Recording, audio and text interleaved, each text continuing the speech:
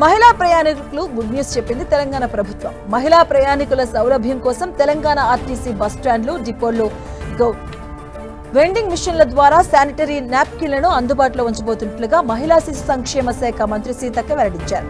Bus ప్రయాణం చేస్తున్న సమయంలో మహిళలకు అత్యవసరంగా శానిటరీ నాప్కిన్లు అవసరం ఏర్పడే అవకాశం వస్తుందని, దీనిని దృష్టిలో పెట్టుకుని రవాణా శాఖ మంత్రి పొన్నం ప్రభాకర్ సహకారం తీసుకుని సహేలి అనే సంస్థ ద్వారా బస్టాండ్లలో ఏర్పాటు చేస్తున్నట్లుగా తెలిపారు. ఆర్టీసీ, రవాణా శాఖల సహకారంతో పైలట్ ప్రాజెక్టుగా ములుగు, హన్మకొండ బస్టాండ్స్ లో మరో 10 రోజుల్లో ఏర్పాటు చేయబోతున్నట్లుగా తెలియజేశారు.